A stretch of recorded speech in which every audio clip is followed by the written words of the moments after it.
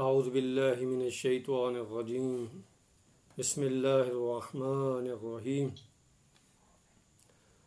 الحمد للہ رب العالمین والصلاة والسلام علی اشرف الانبیاء والمرسلین وآلہ الطیبین الطاہرین المعصومین ولعنۃ اللہ علی اعدائہم اجمعین اما بعد فقد قال اللہ الحکیم بسم اللہ الرحمن الرحیم یا ایہا الذین آمنوا کتب علیکم الصیام کما کتب علی الذین من قبلکم لعلکم تتقون۔ خداوند متعال کے لاکھ لاکھ شکر گزار ہیں کہ جس نے ایک مرتبہ پھر آپ کی خدمت میں حاضر کی توفیق نصیب فرمائی تاکہ قرآن اور اہل بیت کی نورانی تعلیمات سے اپنی زندگی کو منور کریں، اپنے لمحات کو منور کریں، کمال کی طرف جو سفر ہے اس کو جاری رکھیں، جو رکاوٹیں ہیں اس کو دور کرنے کی کوشش کریں۔ عزیزان محترم، پیغمبر اکرم صلی اللہ علیہ وآلہ وسلم کا عظیم الشان خطبہ شعبانیہ، اس کے اختتام کی طرف ہم بڑھ رہے ہیں۔ فضائل، آداب، ذمہ داریاں پیغمبر اکرم صلی اللہ علیہ وآلہ وسلم نے بیان فرمائیں۔ آج پھر خطاب کر کے فرماتے ہیں ایھا الناس، اے لوگو، ان ابواب الجنان مفتحۃ فی ھذا الشہر، اس ماہ مبارک میں جنت کے دروازے کھلے ہوئے ہیں، کھول دیے گئے ہیں۔ فاسألوا ربکم اللہ یغلق علیکم، پس اپنے رب سے سوال کرو کہ وہ انہیں تم پر بند نہ کر دے۔ دوسری چیز، ان ابواب النیران فی ھذا الشہر مغلقۃ، جہنم کے دروازے اس ماہ مبارک رمضان میں بند کر دیے گئے ہیں۔ فاسألوا ربکم اللہ یفتح علیکم، بس اپنے رب سے سوال کرو کہ کہیں وہ جہنم کے دروازے کھول نہ دے۔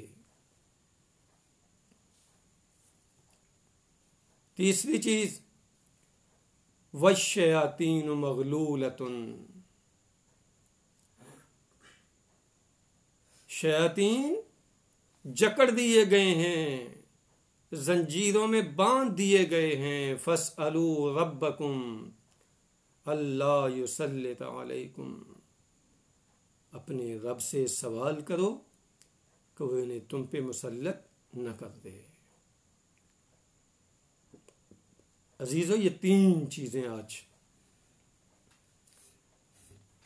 پیغمبر اکرم صلی اللہ علیہ وآلہ وسلم ارشاد فرما رہے ہیں کہ دستے دعا بلند کرو بارگاہ ہستی میں، اپنے خالق کی بارگاہ میں، اپنے معبود کی بارگاہ میں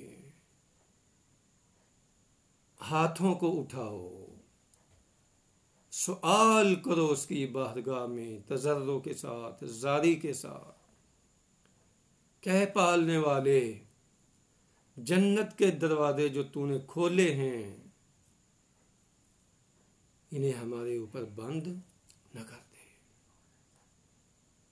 اور جہنم کے دروازوں کو جو بند کیا ہے ان کو کھول نہ دے، شیاطین کو جو زنجیروں میں جکڑا ہے یہ ہم پہ مسلط نہ ہو جائیں۔ بہت اہم ہے عزیزان محترم۔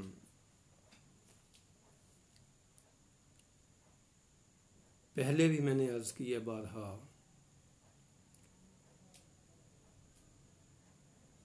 لا مؤثر فی الوجود الا اللہ، اس کے سارے عوامل آ جائیں لیکن آگ بھی اسی وقت جلائے گی جب اذن پروردگار ہوگا، لیکن یہی آگ جب اس کو اذن آ جاتا ہے تو یہ گلو گلزار میں تبدیل ہو جاتی ہے، سلامتی میں تبدیل ہو جاتی ہے۔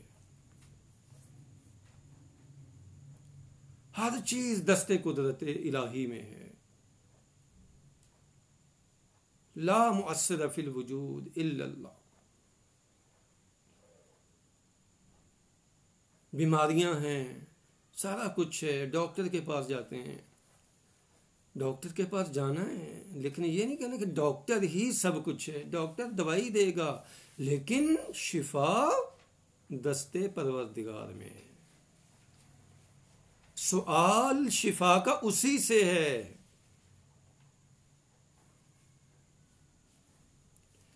اسی طریقے سے یہ تین چیزیں عزیزو، جنت کے دروازے کھلے ہوئے ہیں۔ اب ایسے کام انسان نہ کرے کہ جس کی وجہ سے یہ دروازے بند ہو جائیں۔ قرآن مجید میں قانون الہی موجود ہے۔ خدا جب کسی قوم کو نعمت عطا کرتا ہے تو وہ ان سے سلب نہیں کرتا، وہ نعمت ان سے چھینتا نہیں ہے جب تک وہ خود اس نعمت کے چھیننے کا سبب پیدا نہ کر دیں۔ اس کی نعمت مسلسل آتی رہتی ہے، مگر یہ کہ انسان کوئی ایسا کام کرے جس کی وجہ سے نعمت کا تسلسل ختم ہو جائے۔ جنت کے دروازے کھلے ہوئے ہیں، جہنم کے دروازے بند ہیں۔ اب کوئی ایسا کام نہ ہو ہم سے کہ جس کی وجہ سے جنت کے دروازے بند ہو جائیں، جہنم کے دروازے ہم پہ کھل جائیں۔ شیاطین بند ہیں، زنجیروں میں جکڑے ہوئے ہیں۔ یہاں بھی پیغمبر اکرم صلی اللہ علیہ وآلہ وسلم حکم فرما رہے ہیں کہ پھر بھی اپنا ہاتھ بارگاہ الہی میں اٹھاؤ، پروردگار اس شیطان کو ایک لمحے کے لیے بھی میرے اوپر مسلط نہ فرما۔ یہ قسم کھائی ہے اس نے انسان کو گمراہ کرنے کی۔ اس نے ہمارے باپ آدم کو جنت سے نکلوایا۔ یہ کبھی بھی حضرت آدم کی اولاد کا دوست نہیں ہو سکتا عزیزو۔ اپنے باپ کے دشمن کو دشمن سمجھیں۔ جو شیطان حضرت آدم علیہ السلام کو جنت سے نکلوا رہا ہے، وہ کبھی بھی آدم کی اولاد کو جنت میں نہیں جانے دے گا۔ اس کی فل کوشش ہے، ہر لحظہ 24 گھنٹہ تک روایات میں عزیزان محترم نے پڑھا۔ ہم سو جاتے ہیں، مزے سے سو رہے ہوتے ہیں رات کو، لیکن مجھے یہ کہیں نہیں ملا کہ شیطان سویا ہو۔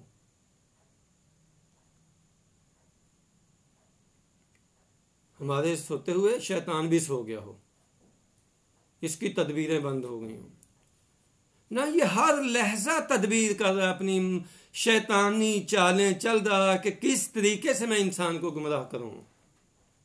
ہر لحظہ اپنے چیلوں کے ساتھ، اپنی فوج کے ساتھ مل کے جو چالیں ہیں وہ چل رہا ہے کہ کون سا نیا طریقہ جو ہے میں اس کے ذریعے سے انسان کو ورغلاؤں۔ تو اس کے مقابلے میں بیچارہ انسان جو خواب غفلت میں ہوتا ہے، کیسے بچ پاؤں؟ ایک ہی راستہ ہے عزیزو کہ اپنے خالق کے ساتھ متصل رہیں۔ فَاسْأَلُوا رَبَّكُمْ فَاسْأَلُوا رَبَّكُمْ فَاسْأَلُوا رَبَّكُمْ۔ اپنے رب سے سوال کرو کہ پالنے والے اس کو ہم پہ مسلط نہ فرما۔ اور دعا کا مقصد کیا ہوتا ہے؟ جب میں کہتا ہوں پروردگار شیطان کو مسلط نہ فرما، تو اس کا ہمارے عمل میں بھی ہوتا ہے، یعنی میں ایسے کام نہ کروں جو شیطانی ہے، وگرنہ یہ لکلکہ لسان نہیں ہے، دعا تو نہیں ہو گئی۔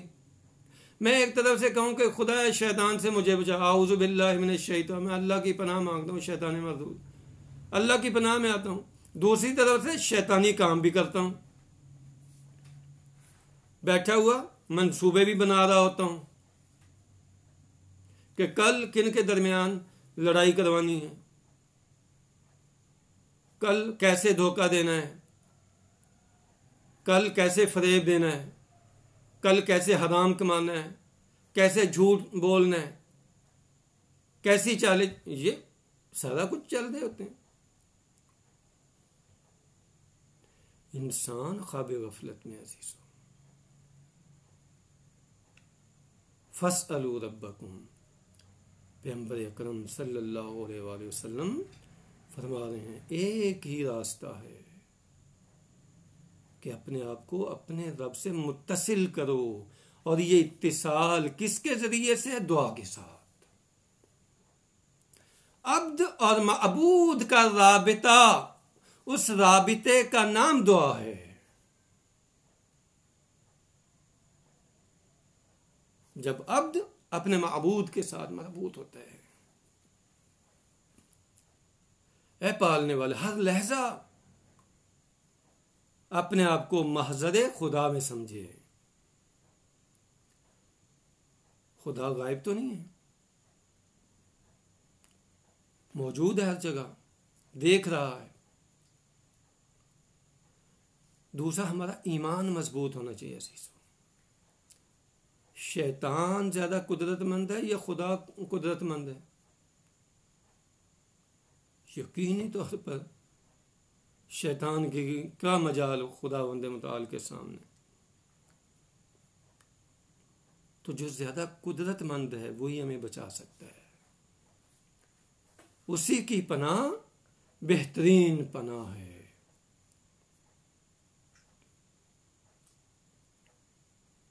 اسی کی پناہ بہترین پناہ ہے۔ لہذا اس ماہ مبارک رمضان میں انسان کوشش کرے اپنے اعمال کو ضائع نہ ہونے دے، اپنے پروردگار کے ساتھ ہر لحظہ متصل رہے، ہر لحظہ متصل رہے، اس کو اپنے آپ کو حضور پروردگار میں سمجھے اور اس سے دعا مانگتا رہے۔ خصوصاً یہ 3 دعائیں جو پیغمبر اکرم نے بیان فرمائی ہیں۔ پروردگار، جنت کے دروازوں کو جو تو نے کھولا ہے ہم پہ بند نہ فرما، جہنم کے دروازوں کو جو بند کیا ہے ان کو ہم پہ کھول نہ دے، شیاطین جو زنجیروں میں جکڑے ہوئے ہیں ان کو ہم پہ ایک لحظے کے لیے بھی مسلط نہ فرما۔ خداوند متعال سے دعا کرتے ہیں کہ پالنے والے، تجھ کو واسطہ محمد و آل محمد علیہ السلام کا اس ماہ مبارک رمضان میں زیادہ سے زیادہ اعمال خیر بجا لانے کی توفیق نصیب فرما، عبادات انجام دینے کی توفیق نصیب فرما، قرآن کی تلاوت اور اس میں تدبر کی توفیق نصیب فرما، اپنے اعمال کو باقی رکھنے کی توفیق نصیب فرما۔ پروردگار، تجھ کو واسطہ محمد و آل محمد کا ہم سب پہ اپنی رحمتوں کا نزول فرما، جنہوں نے دعائیں ہمارے ذمے لگائی ہیں ان کی دعاؤں کو مستجاب فرما، ہم سب کے مرحومین کو غریق رحمت فرما، خصوصاً اس حقیر کے والدین کو غریق رحمت فرما، پالنے والے امام زمانہ کے ظہور میں تعجیل فرما، اور ہم سب کو امام کے جان نثاروں میں شمار فرما، بالنبی و آلہ۔ والسلام علیکم ورحمۃ اللہ وبرکاتہ۔